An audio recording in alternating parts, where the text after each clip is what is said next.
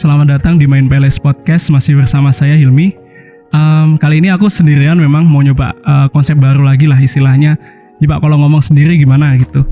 Nah, ini tema kali ini aku sebenarnya kayak mungkin semacam bikin segmen baru ya. Bukan nanti episodenya beda atau enggak, tetap lanjut episode selanjutnya kayak chapter-chapter sebelumnya nanti dilanjut. Tapi ini aku kayak semacam mau nge-react atau mendebat pendapat-pendapat orang, pemikiran-pemikiran orang yang ada di YouTube, ada di sosmed dimanapun lah. Nah, kali ini aku mau mau mendebat, nge-react videonya YouTuber namanya Abai. Nanti link videonya aku taruh di description kalau yang nonton di YouTube, atau kalau mau yang nge-search langsung ke YouTube aja, tulis aja Abai, ABAY. Nanti ada video yang lumayan baru lah, baru 2 hari yang lalu. Dia bahas tentang ada nenek-nenek yang katanya menista agama Islam gitu. Aku saranin teman-teman nonton dulu videonya dia dulu, biar kayak kita menyamakan persepsi dulu, baru nanti kita masuk nonton videoku, dengerin pembahasanku nanti gitu. Jadi gini, si Abai itu nge-react ada video nenek-nenek. Ya sebenarnya aku juga bingung, dia nenek-nenek apa ibu-ibu ya? Sebenarnya kayak ibu-ibu aja sih. Katanya dia menista agama Islam karena dia bahas banyak lah, dia ngomentari syariat Islam tuh gini, macam-macam kayak gitu. Dan yang nge-react video, jadi dia tuh nenek-nenek itu namanya Julie Caniago. Setelah aku baca-baca, setelah aku riset, dia ternyata dia orang Indonesia, tapi sekarang tinggal di US, nikah sama orang bule di sana, tinggal di Amerika. Dan dulu dia sebenarnya Islam, dia dari keluarga Islam. Kemudian dia pindah agama ke entah Kristen atau Katolik, aku kurang tahu, tapi pokoknya agama Nasrani. Dia pindah, sekarang tinggal di US sama suaminya orang bule itu. Nah, dia juga punya, ada IG-nya namanya Julie Caniago, ada channel YouTube-nya juga. Dia banyak kayak bahas apa sih sebenarnya. Dia kayak ngomong-ngomongin tentang apa yang dia pikirkan aja gitu. Nah, jadi video dia ini udah viral ya, udah viral, banyak yang menanggapi, mulai dari YouTuber, terus di Instagram juga banyak yang menanggapi, kemudian Ustadz terus juga ada yang udah menanggapi juga. Kebanyakan yang menanggapi, terutama YouTuber gini, si Abai ini juga, dia tuh nanggepinnya kayak cuman maki-maki doang gitu loh, cuman wah ini bego nih, nggak ada otak, memecah belah, provokasi dan sebagainya. Dibilang ini menista agama dan lain-lain. Nah, di sini aku mau coba mencoba ngasih perspektif yang beda. Jadi menurutku apa yang diomongin orang, apa yang menjadi pemikiran, apa yang dia omongkan itu dipengaruhi oleh apa yang dia lihat dari lingkungannya, apa yang dia lihat dari orang di sekitarnya gitu. Jadi ketika si Julie Caniago ini mengomentari tentang Islam, dia dari sudut pandang dia yang dulu pernah jadi orang Islam juga. Gimana dia melihat Islam, gimana orang Islam memperlakukan dia, gimana keluarganya, gimana yang dia lihat secara umum dari umat Islam saat ini gitu. Nah, jadi di awal gini, aku pingin apa yang diomongin tuh dikulik lagi.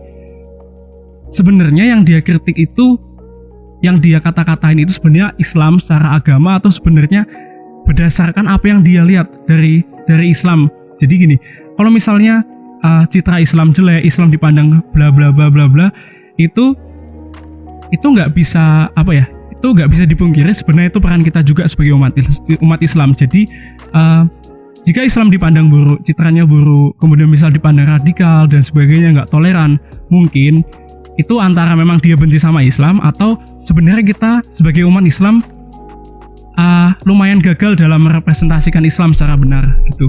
Nah, jadi di sini aku sebenarnya udah komen di YouTube-nya si Abai ini.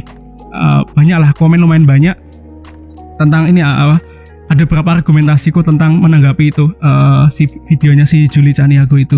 Oke, jadi gini ya. Videonya yang pertama itu dia ngomong masalah penempatan soft sholat. Jadi si Julie itu ngomentari, kenapa sih kok perempuan itu di dalam sholat, dalam soft sholat itu kok diletakkan di belakang laki-laki itu, kenapa nggak di depan? Terus dia ini omongannya ngawur. Dia bilang nanti kok ditaruh depan, nanti yang perempuan langsung pada hamil dan sebagainya. Kalian tahu lah maksudnya gimana. Nah, tapi sebenarnya gini, penempatan kenapa perempuan diletakkan di belakang bukan di depan soft yang laki-laki juga sebenarnya karena bagaimana laki-laki memandang perempuan dan perempuan memandang laki-laki itu beda. Jadi salah satu alasan logisnya kenapa kok soft laki-laki taruhnya di depan, bukan perempuan yang di depan, karena jika perempuan di depan, laki-laki di belakang, maka akan beresiko yang laki-laki itu sholatnya nggak konsen gitu loh, nggak khusyuk gitu karena depannya ada perempuan gitu. Nah, oke, kemudian yang kedua, si Juli ini ngomentari tentang pernikahan di bawah umur. Jadi dia bilang, di umat Islam nih kok suka menikahkan anak-anak kecil, dia bilang kayak gitu. Anak-anak kecil macam-macam dipakein hijab macam-macam kok langsung udah dinikahkan kayak gitu. Nah, pernikahan di bawah umur sebenarnya itu memang masalah, dan dan faktanya, walaupun itu kita nggak suka ya, faktanya itu banyak dilakukan memang di kalangan umat Islam. Jadi coba aja cek aja kalau nggak percaya, ada datanya di Google juga. Jadi kemarin juga ada yang viral, YouTuber cewek berhijab bercadar, aku lupa nama channelnya tuh, siapalah, lupa aku namanya. Nah, dia tuh di situ dia nyertain pengalaman dia nikah muda dibaca nikah di bawah umur ya, soalnya dia hamil dan melahirkan tuh umur 17 tahun. Dia umur 17 tahun tuh udah hamil dan udah melahirkan, padahal sekarang undang-undang pernikahan yang terbaru yang dikeluarkan oleh pemerintah itu usia minimal untuk menikah itu 19 tahun. Jadi sebenarnya secara hukum pun dia kayaknya sudah melanggar juga gitu. Nah, dan di situ banyak aktivis-aktivis perlindungan perempuan, aktivis yang feminisme dan lain-lain yang menentang dia, karena dia di tengah faktanya itu sekarang pernikahan di bawah umur itu memang masalah. Jadi menurut data BPS itu 1 dari 4 anak perempuan di Indonesia itu udah mengalami nikah di bawah umur. Jadi dia menikah di bawah umur 18 tahun. 1 dari 4 anak perempuan di Indonesia. Dan disinyalir jadi angka pernikahan di bawah umur yang tinggi ini itu juga berpengaruh dan menyebabkan yang pertama angka kematian ibu dalam melahirkan karena ketidaksiapan fisik secara mental jika wanita terlalu muda saat hamil. Kemudian juga yang kedua, angka perceraian yang tinggi karena mungkin mereka belum nikah yang terlalu muda di bawah umur itu karena dijodohkan atau gimana tuh, belum siap secara mental untuk berkeluarga macam-macam, jadi angka perceraiannya tinggi. Nah, sebenarnya gini ya, umat Islam tuh banyak yang salah memahami syariat dalam masalah nikah gitu. Mungkin umat Islam memahami secara harfiah melihat Rasulullah dulu pernah menikah dengan Aisyah radhiyallahu anhu itu. Aisyah pada saat itu umurnya belasan tahun, tapi memang dinikahi setelah balik gitu. Tapi mungkin umat Islam ngambil secara umur tuh ditarik langsung secara harfiah, berarti boleh ya nikahi anak perempuan umur belasan tahun. Padahal gini, menurutku masalah umur ya, belasan tahun zaman dulu dan sekarang tuh beda gitu. Baik dari kondisi fisik, mental dan sebagainya. Zaman dulu mungkin umur belasan tahun, 17, 16, 18 tuh memang udah dewasa pada masa itu. Semakin kesini sebenarnya itu berubah, jadi nggak bisa diambil secara gamblang kayak gitu aja gitu. Sedangkan di negara kita pun sudah ada aturannya, usia minimal menikah saat ini adalah 19 tahun gitu. Jadi mungkin itu yang dilihat si Juli dari umat Islam sekarang, banyak mempraktekkan menikahkan anaknya yang masih di bawah umur kayak gitu. Yang ketiga, si Juli ini bilang Islam ini bikin nggak maju gitu. Dia bilang dulu kan dia Islam. Dulu waktu Juli masih Islam juga Juli ngerasa nih nggak maju-maju, makanya sekarang Juli pindah agama gitu. Dia bilang kayak gitu. Dia menjadikan Islam tuh sebagai problem bahwa bikin nggak maju-maju gitu kan. Nah, kalau dibilang Islam itu bikin kita nggak maju, aku nggak setuju. Karena bagi aku pribadi, aku percaya Islam tuh agama yang paling logis, paling deket sama sains, paling nggak anti kemajuan gitu. Jadi kalau dibilang Islam bikin kita nggak maju, aku nggak setuju. Tapi kalau dibilang umat Islam saat ini nggak maju, itu fakta, aku setuju.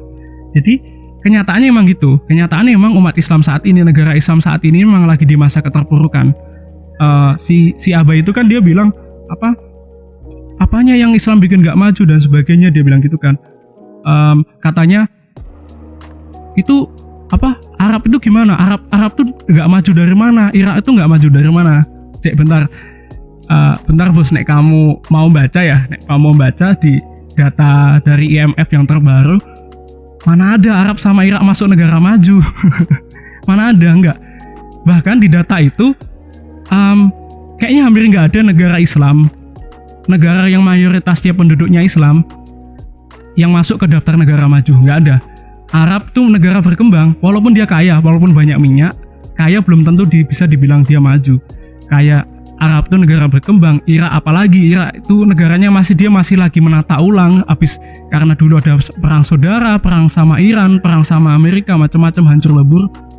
Gimana mau dibilang maju? Indonesia pun negara berkembang, dia belum jauh dari kata dibilang negara maju. Jadi gimana ya? Itu sebenarnya fakta. Banyak ilmuwan-ilmuwan Islam, ulama-ulama yang memang menyadari bahwa umat Islam saat ini, dunia Islam saat ini memang lagi di masa keterpurukan. Kita dulu pernah mengalami masa kejayaan ketika Eropa masih di abad pertengahan, di masa Dark Age, di masa kegelapan. Itu kita umat Islam tuh lagi masa keemasannya, masa kekhalifahan Turki Utsmani dulu. Tapi sekarang memang umat Islam lagi terpuruk gitu. Tapi bukan karena Islamnya. Kok dibilang gara-gara Islam kita terpuruk, enggak. Jadi yang bikin kita nggak maju itu sebenarnya kita umat Islam sendiri yang gagal. Perilaku kita umat Islam sendiri yang bikin kita nggak maju gitu. Jadi ketika si Juli itu bilang Islam bikin nggak maju, sebenarnya nggak tepat. Kata-katanya nggak tepat, tapi sebenarnya itu apa yang dia lihat dari umat Islam saat ini. Dia melihat agama Islam tuh kayak jadi semacam problem, menghambat kemajuan, menghambat teknologi dan sebagainya. Karena dia bisa ngelihat gimana perilaku umat Islam saat ini, gimana keadaan negara-negara Islam yang pada sering perang dan sebagainya kayak gitu. Itu yang dia lihat sebenarnya. Jadi yang nggak sepenuhnya salah juga gitu. Oke, kemudian yang keempat, dia bilang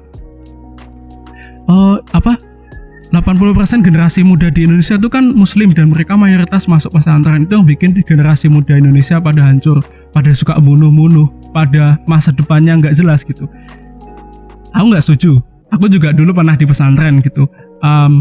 Tapi aku nggak merasa tersinggung juga gitu loh. Karena gini, kalau dibilang pesantren bikin orang jadi radikal, jadi suka bunuh dan sebagainya. Tapi sebenarnya pun di lembaga pendidikan Islam yang pesantren itu pun masih banyak kekurangan gitu.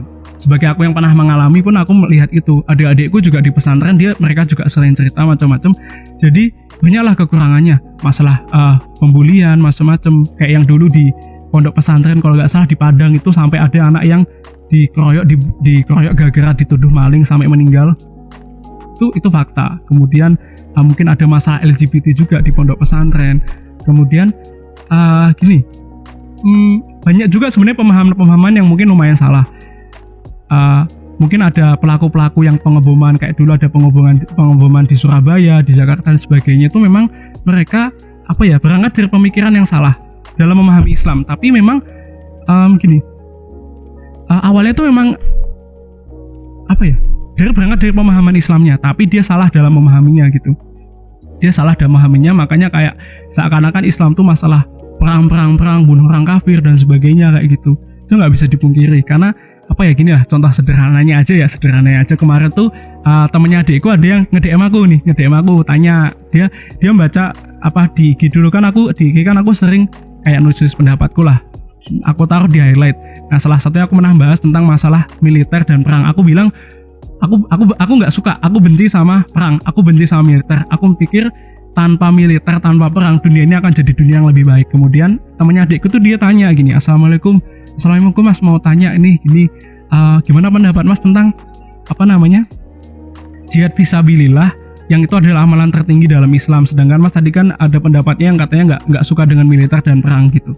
Nah di sini aku bisa ngelihat dia mempersepsikan jihad fisabilillah itu sebagai perang gitu. Jadi dia ketika membaca pendapatku yang aku nggak suka perang dan aku nggak suka militer, dia gimana kalau nggak suka perang dan militer, gimana mau jalanin jihad fisabilillah yang itu amalan tertinggi dalam Islam kayak gitu. So aku jelasin panjang lebar lah. Menurutku jihad fisabilillah itu bentuknya nggak cuma masalah perang dan kekerasan. Perang itu sebenarnya opsi terakhir dalam Islam. Jadi Islam tuh dalam menyelesaikan masalah macam-macam akan menempuh jalan yang lain dulu, opsi yang lain dulu, ada musyawarah, perdamaian dan sebagainya. Kemudian jika terpaksa kita udah diserang baru kita perang gitu. Nah aku lihat dia kan anak pondok juga, temennya adikku di pondok juga. Aku lihat mungkin ada pemahaman yang salah di situ, itu nggak bisa dipungkiri. Kayak dia kayak mengartikan, oh jihad fisabilillah itu berarti perang, berarti ngelawan orang kafir, ngelawan Yahudi dan sebagainya gitu. Tapi kalau dibilang pesantren bikin orang jadi radikal semuanya, ya enggak juga. Dan kalau dibilang misalnya gini, misal dibilang si Juli itu kan juga bilang kalau yang di pesantren tuh nanti jadi gini, suka bunuh-bunuh orang. Ya aku nggak mengakui itu. Tapi gini, coba kalian lihat deh yang di kolom komentar, atau kalau ada orang yang menista agama dulu zaman Ahok, atau ini videonya si Juli ini, di kolom komentar mesti banyak ada orang yang bilang ngatain, dasar penista agama, darahnya halal dan sebagainya, dibunuh macam-macam. Nah, kita nggak mau dinilai dengan pendidikan Islam yang baik, sekolah di pesantren itu bikin kita jadi suka bunuh, kita nggak mau dianggap gitu. Tapi ya kita lihat lah di kolom komentar aja, banyak orang yang kayak gitu. Kayak di video yang si Juli ini, banyak yang video yang nge-react videonya Juli ini, banyak yang komen, gue anak pesantren nih, aku tersinggung nih, nggak terima nih anak pesantren gini-gini. Ini aku siap nih, jiwa raganya siap nih untuk jihad ini, siap mati nih untuk ngelawan orang kayak gini macam-macam. Harusnya orang kayak gini dibunuh aja loh. Perkataan kalian aja kayak gitu loh. Gimana kita nggak dinilai buruk oleh orang yang di luar Islam gitu. Gitu loh, poinnya di situ. Kemudian yang kelima, si Juli ini bilang, perempuan-perempuan yang dipoligami itu pendidikannya rendah gitu. Itu paling nggak jelas pendidikannya apa, langsung asal dinikahi aja, tahu-tahu gelarnya hajah siapa macam-macam.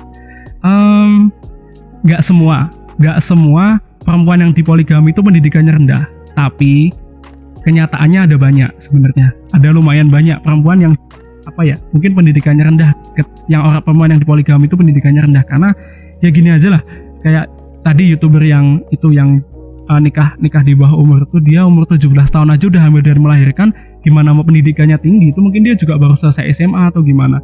Dan itu banyak terjadi di daerah desa-desa yang kayak gitu, yang masih beranggapan yang masih kolot tentang perempuan itu urusannya di dapur aja, masalah nanti ngurusi suami macam-macam, jadi nggak perlu pendidikan tinggi-tinggi kayak gitu.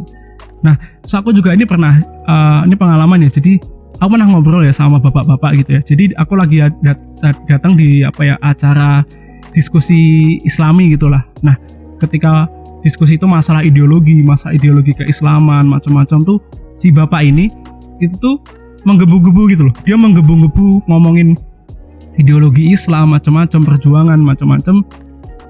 Kayak semangat Islamnya tuh kuat banget. Nah, tapi setelah selesai terus kita ngobrol-ngobrol gitulah. Nah, kemudian ketika masuk ke ngomongin masalah perempuan, si bapak ini tuh jadi kesannya tuh beda banget ketika dia ngomongin ideologi ya. Dia jadi kayak dalam tanda kutip nakal. Jadi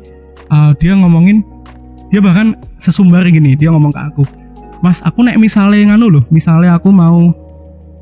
misalnya saya tuh mau nambah istri lagi ya, saya dikasih uang berapa lah, 10 juta apa 5 juta aja nggak apa-apa deh. Nanti saya berangkat ke Jawa Barat, nah nanti seminggu 2 minggu saya balik, nanti udah bawa istri baru yang masih muda, masih belasan tahun." Dia bahkan kayak gitu, bilang kayak gitu. Dan itu fakta. Jadi banyak di daerah-daerah yang mungkin daerah yang desa yang masyarakatnya ekonominya belum begitu sejahtera. Kemudian banyak keluarga yang misal ketika keadaan ekonomi keluarganya tuh agak lemah, menurun, kemudian punya anak perempuan, kemudian ada yang mau minang, bahkan anak perempuannya tuh misal masih kecil lah, baru lulus SMA atau itu dilepas aja asal dengan dia dapat mahar yang sesuai gitu. Dapat mahar yang sesuai, dilepas aja, walaupun itu kasarnya kayak human trafficking, tapi sebenarnya itu pernikahan kayak gitu. Ada praktiknya kayak gitu. Dan bahkan perempuan-perempuan itu dijodohkan itu bahkan dinikahinya secara siri, nggak dicatat di KUA, dinikahkan kepada laki-laki yang udah berkeluarga kayak gitu. Itu banyak praktiknya kayak gitu. Makanya gimana ya ketika si Juli itu bilang kayak gitu, banyak perempuan yang dipoligami itu pendidikannya rendah. Faktanya gitu. Mau nolak gimana, faktanya itu sebenarnya kayak gitu memang. Nah, kemudian yang keenam, si Abah ini bilang gini, Indonesia tuh udah sangat toleran gitu loh. Kita nggak perlu diajari lagi tentang toleran. Kita kurang toleran apa lagi sih gitu. Orang Indonesia tuh nggak perlu diajari tentang HAM gitu. Sebelum ada HAM dulu kita udah sangat berperi kemanusiaan, Bhinneka Tunggal Ika, bla bla bla. Nah, gini loh, nggak tahu ya apa dia tuh kurang baca apa memang nggak tahu, apa memang menutup mata atau gimana. Gini loh, kalau dibilang Indonesia umat Islam, orang Indonesia udah sangat toleran, gimana kabarnya dulu ada kasus ya di Jogja itu, ada orang non muslim meninggal, kemudian dia mau dikuburkan tidak ada perkuburan umum di daerah tempat rumahnya dia tinggal. Dia orang sana, ada perkuburan umum, dia mau dikuburkan di sana. Ketika mau dikuburkan di sana sama keluarganya, masyarakat sekitar nolak karena dibilang, oh ini perkuburan khusus muslim, padahal itu perkuburan umum. Memang di situ ketika itu yang dikuburkan di sana semuanya orang muslim. Itu dia ditolak jenazahnya. Kemudian sama keluarganya udah berdiskusi, dapat ketemu di tengahnya, oke, boleh dikubur di sana. Tapi dengan catatan kan orang Nasrani itu kan nisannya kan ada salib gitu loh. Nah, dengan catatan boleh dikubur di sana tapi salibnya dipatahin. Coba kayak gitu tolerannya di mananya gitu. Kemudian ada juga kayak orang non muslim yang tinggal di daerah mayoritas muslim gitu kan. Dia ketika mau mendirikan tempat ibadah tuh dipersulit karena memang syarat mendirikan tempat ibadah itu harus minta persetujuan tanda tangan, aku lupa jumlahnya berapa puluh orang lah di sekitar lingkungan itu. Kemudian kayak dipersulit, akhirnya nggak bisa mendirikan tempat ibadah. Ketika orang non muslim itu melakukan ibadah di rumah bersama teman-teman yang juga non muslim, kemudian malah digerebek sama warga, dibilang wah ini ya kristenisasi ya gitu, macam-macam. Itu tolerannya di mana gitu. Kemudian kayak dibilang Indonesia tuh nggak perlu diajari tentang menghargai HAM, kita udah berperi kemanusiaan sejak dulu. Wah, ini kasus-kasus HAM yang belum selesai itu banyak banget gitu. Banyak banget gini. Kalau dibilang Indonesia sudah sangat menghargai HAM, terus apa kabar kasusnya Munir? Apa kabar kasus Marsinah? Apa kabar kasus Novel Baswedan? Apa kabar banyak kasus 98 banyak yang belum selesai kayak gitu. Banyak HAM yang belum selesai. Kemudian ketika dibilang sangat berperi kemanusiaan, apa kabar tuh petani-petani yang lahannya digusur, petani-petani di Kulon Progo, petani-petani di Kendeng yang lahannya digusur, macam-macam, dizolimi, dipukuli sama aparat yang itu melakukan backingan dari perusahaan. Ya kita semua tahu lah kalau sering baca kayak gitu loh. Dibilang gini loh, aku paham maksudmu tuh gini, ingin berprasangka baik gitu loh. Oh, orang Indonesia tuh dasarnya baik. Oke, aku setuju, aku percaya orang Indonesia tuh dasarnya orang Indonesia tuh baik, santun dan sebagainya. Tapi faktanya kalau dibilang Indonesia tuh udah toleran banget, udah berperi kemanusiaan banget, udah menghargai HAM, itu masih jauh banget dari faktanya gitu. Kemudian yang ketujuh ini, jadi si Abai ini kan dia di akhir tuh dia menyertakan videonya Ustadz Adi Hidayat yang beliau menanggapi perkataan si Juli Caniago ini tentang si Juli ini bilang pokoknya masalah katanya Rasulullah Muhammad SAW ini mengajarkan ini nikah muda karena dulu dia menikahi istrinya Aisyah radhiyallahu anhu itu di umur belasan tahun. Kemudian Ustadz Adi Hidayat ini meluruskan karena jadi dulu tuh Rasulullah itu menikahi Aisyah itu, jadi Aisyah dipingit dulu istilahnya, kemudian ketika sudah balik baru kemudian dinikahi oleh Rasulullah. Jadi bukan menikahi anak kecil banget gitu, enggak. Nah, kemudian beliau membandingkan dengan Kartini.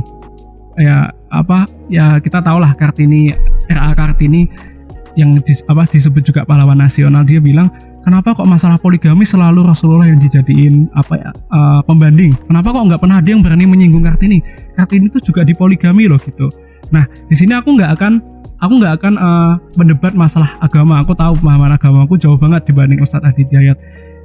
Masalah yang tadi Rasulullah menikah dengan Aisyah pun aku setuju dan aku juga pernah baca itu benar. Tapi yang ingin di sini aku ngasih perspektif yang beda karena menurutku sebenarnya di sini ada konteks yang agak nggak pas. Jadi gini. Kenapa Rasulullah yang dijadiin contoh dalam poligami? Karena memang sebagian besar umat Islam kayak gitu. Dia mencontoh Rasulullah. Oh, Rasulullah aja boleh kok poligami, boleh kok menikahi anak belasan tahun, macam-macam kayak gitu dijadiin contoh. Kenapa bukan Kenapa nggak Kartini yang dijadiin contoh? Karena Kartini itu memang dipoligami, tapi justru itu dia itu sebagai korban budaya poligami yang salah sebenarnya. Jadi teman-teman yang aktivis perempuan yang anti banget sama poligami, yang pendukung feminisme dan sebagainya, justru menjadikan Kartini itu simbol perlawanan mereka. Karena Kartini itu salah satu korban dalam tanda kutip ya, korban praktik poligami yang salah. Jadi dia dulu dilahirkan dari lingkungan yang poligami karena dia dilahirkan dari ibunya itu awalnya bapaknya kalau nggak salah Bupati Rembang apa Jepara, lupa aku. Nah, ibunya awalnya istri pertama, tapi kemudian karena untuk kepentingan politis bapaknya itu menikah lagi sama anak bangsawan lah istilahnya. Nah, lalu istri keduanya itu malah kayak dijadiin istri pertama, dan ibunya Kartini itu dijadiin selir, jadi kayak istri keduanya gitu. Nah, bukan jadi istri utama. Dia lahir dari lingkungan kayak gitu yang dia kemudian dipingit lama macam-macam. Dia akhirnya menikah tuh umur 24 tahun karena dia menolak untuk menikah awalnya. Dia nggak mau menikah macam-macam karena dia nggak suka dengan budaya itu. Kemudian dia dinikahkan, dijodohkan dengan lumayan terpaksa sama Bupati Rembang. Nah, sebenarnya di sini ada dua versi. Ada yang bilang dia jadi istri ketiga. Ada juga yang bilang dia sebenarnya dinikahkan sama Bupati Rembang tuh gini. Sama Bupati Rembang tuh ketika istri pertama Bupati Rembang itu sudah meninggal jadi duda, kemudian dinikahkan. Nah, di perjalanan pernikahan ketika Kartini hamil muda, dia tahu ternyata suaminya Bupati Rembang itu punya simenan, punya gundik, punya selir 2 orang. Nah, dia kemudian sakit hati. Kemudian dia kayak mulai menjauhi suaminya, sakit-sakitan dan sebagainya. Akhirnya 4 hari setelah dia melahirkan anak pertamanya, Kartini meninggal. Jadi di sini gimana ya? Gak bisa Kartini jadiin kayak contoh. Ini loh, kok gak pernah ada yang mau nyalahin Kartini dalam hal praktik poligami, karena justru Kartini itu menentang. Karena justru Kartini itu korban praktik poligami yang salah. Dan bahkan Kartini itu sampai bikin kata-kata gini lah. Secara garis besar dia bilangnya gini. Menurut dia, kalau suatu hal itu menyakiti hati, menzolimi, itu bukan syariat agama. Dia bahkan bilang kayak gitu. Dia menentang keras poligami, bilang poligami bukan syariat agama karena dia merasa poligami itu menyakiti perempuan, menyakiti dia sebagai orang yang dipoligami gitu. Nah, sebenarnya di situ konteksnya benernya menurutku agak beda. Jadi agak kurang pas kalau itu misal dibandingkan dengan konteksnya dengan Rasulullah. Itu sih menurutku. Memang poligami itu sebenarnya masalah. Nanti kita mungkin aku bakal bahas lah di chapter yang selanjutnya lah. Mungkin kita bahas secara khusus tentang poligami. Kalau misalnya ya aku bisa datengin partner yang bisa diajak ngomong minimal ya perempuan, biar ada sudut pandang perempuan, atau mungkin ada anak yang dari keluarga yang poligami gitu. Karena kemarin waktu pendapatku ini kan sama adik-adikku di share lah, temannya adikku tuh ada yang ngomen, oh iya bener banget nih gitu. Dia bilang aku nih aku nih korban dari keluarga yang poligami gitu. Katanya ibunya tuh dipoligami kemudian jadi cerai dan sebagainya. Karena sebenarnya ada salah paham dalam umat Islam dalam memahami poligami gitu kan. Di ayatnya itu kan memang kurang lebih kan gini, nikahilah wanita 1, 2 atau 3 atau 4, lupa aku 4 apa 3 ya maksimal, lupa. Nah itu, tapi orang memahami cuma sampai situ. Oh berarti boleh ya nikah 1, 2, 3 gitu, oh berarti boleh ya. Padahal ada ayat selanjutnya. Jika kamu merasa takut nggak bisa adil, nikahilah satu saja gitu. Orang banyak yang nggak memahami sampai sana. Jadi syariat poligami itu menurutku ya, ini aku bahas dikit aja. Menurutku kenapa ini jadi masalah? Karena ada pemahaman yang salah dari umat Islam. Menurutku syariat poligami itu bukan menyarankan atau apalagi mensunahkan, bukan. Tapi syariat poligami itu membatasi. Poligami udah ada dari dulu. Syariat Islam datang tuh untuk membatasi, bukan menganjurkan. Bahkan sebenarnya di situ tuh kayak sama Allah itu kita ditanya, kayak ditantang, memang kamu bisa adil? Kalau nggak bisa adil, nggak usah poligami gitu loh.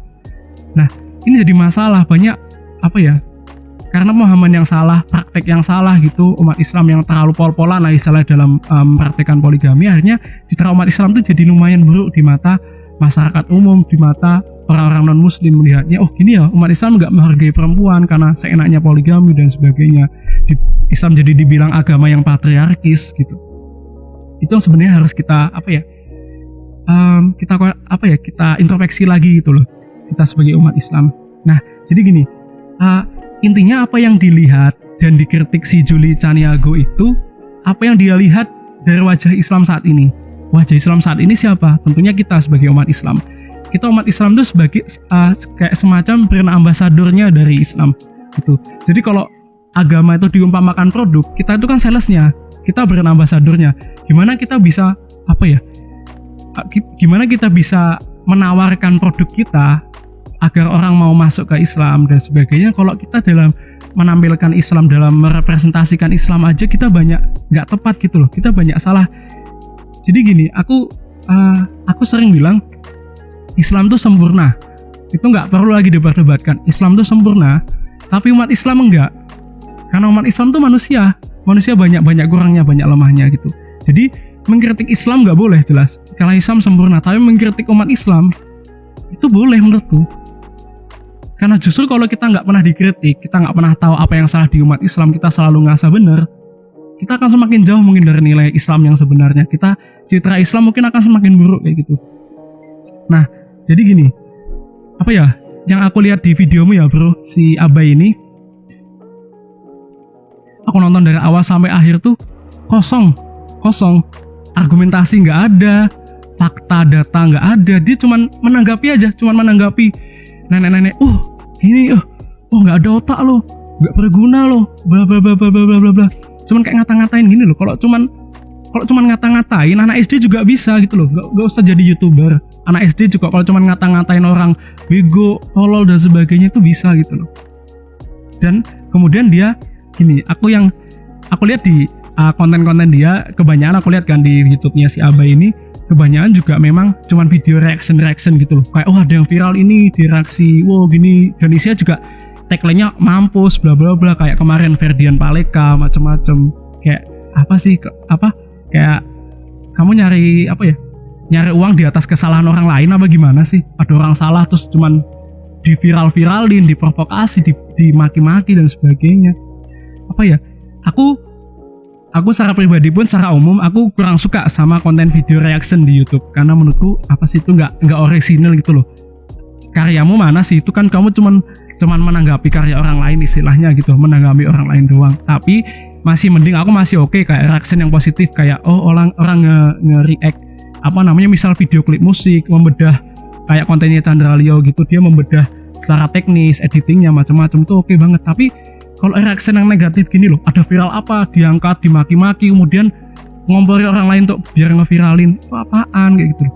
Apalagi oke lah itu pilihanmu, walaupun aku nggak suka ya, tapi aku lebih risih lagi karena di sini kamu bawa Islam gitu loh.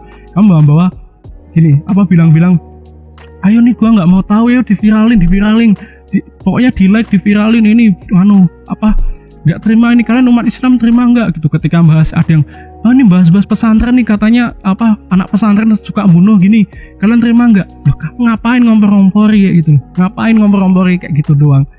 Jadi gini loh, aku dulu waktu masalah penistaan agama Ahok dulu, aku juga lumayan nggak terima, aku juga terusik gitu, nggak terima. Aku debat sama temanku yang pendukung Ahok garis keras tuh sampai panjang lah, aku bela-bela kalau bilang Ahok itu salah dan sebagainya. Tapi semakin kesini kok aku malah risih sama umat Islam yang terlalu sensitif, terlalu gampang tersinggung. Ini penistaan, itu penistaan, lapor sana, lapor sini, macam-macam. Itu yang bikin citra umat Islam sekarang jadi dicap sumbu pendek gitu loh. Dasar umat Islam sumbu pendek, gampang marah, sobat gurun dan sebagainya. Itu gara-gara perilaku kayak gitu loh.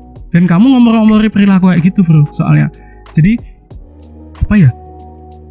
orang salah tuh nggak kamu bilang yang ngata-ngatain orang yang udah salah, dia salah biarin gitu loh. Misal mau diproses hukum gitu. Kayak si Ferdian udah diproses hukum, ngapain masih dikata-katain kayak gitu. Dan kayak si nenek ini, ya oke lah dia memang menista gitu, omongannya memang oke lah, dia omongannya mengawur dan sebagainya. Tapi ngapain kamu dadak bilang-bilang jadi kayak gini loh, kayak ngompor-ngompori, ayo nih di like, di share ini gini kau bilang-bilang kayak ini untuk membela Islam dan sebagainya. Apaan sih? Membela Islam apa pansos doang? Kalau memang niatnya membela Islam, dimatiin monetisasinya gitu loh. Gak usah bawa Islam gitu loh. Gak usah bawa Islam kayak sengaja ini ayo diviralin. Iya, kalau viral kan yang untung kan kamu, nanti videomu jadi viral, view-nya banyak macam-macam. Gak usah bawa Islam gitu loh. Islam, menurutku Islam nggak ngajarin kayak gitu. Kamu ngompor-ngompori, mau provokasi, justru yang provokator kamu provokasi orang untuk jadi mengadu domba umat Islam kayak gitu. Ini mengadu domba umat Islam sama penista ini, diadu domba biar mereka saling kata-kataan kayak gitu. Umat Islam jadi ini loh, banyak komentar-komentar yang buruk, memaki-maki dan sebagainya. Terus itu kamu juga berperan di kayak gitu. Aku nggak suka umat Islam jadi kayak gitu, aku nggak suka citra Islam jadi kayak gitu, aku nggak suka. Makanya aku bikin video ini gitu loh. Mungkin kayaknya segini dulu ya. Jadi ginilah, no offense ya bro, no offense. Aku nggak nyerang pribadimu gitu, aku nggak benci kamu, apalagi wong kita sama umat Islam ya. Tapi yang aku nggak suka tuh pemikiranmu, aku yang nggak suka tuh kontenmu gitu loh. Menurutku reaction kayak gitu, bakar-bakar yang udah viral gitu biar orang pada maki-maki, pada ini diviralin, sampah konten kayak gitu. Menurutku sampah, nggak kalah sampah lah sama konten pranknya Ferdian kayak gitu. Kayak ngambil untung di atas, ini ada orang lain salah, ngompor-ngompor kayak gitu. Aku nggak suka di pemikiranmu yang itu, aku nggak suka kontenmu yang itu. Tapi aku nggak ada masalah secara pribadi. Jadi misal menurutmu pendapatku, argumenku tadi tuh ada yang salah, ada yang nggak tepat, macam-macam, mau dibantah silahkan, mau ditanggapi silahkan gitu. Tapi aku dari tadi udah berusaha nggak nyerang pribadi, itu yang mau aku biasakan. Jadi aku mau membiasakan jika aku nggak suka, yang nggak suka itu pemikirannya. Jika aku mau nyerang, yang aku serang pemikirannya, bukan pribadinya. Aku membiasakan kayak gitu, membiasakan jadi orang yang objektif. Mungkin segitu dulu deh kayaknya. Buat teman-teman yang nonton, silahkan beri komentar menurut kalian gimana gitu. Dan biasakan berpikir yang kritis, yang jernih dan objektif. Sampai jumpa lagi, long life free thinker.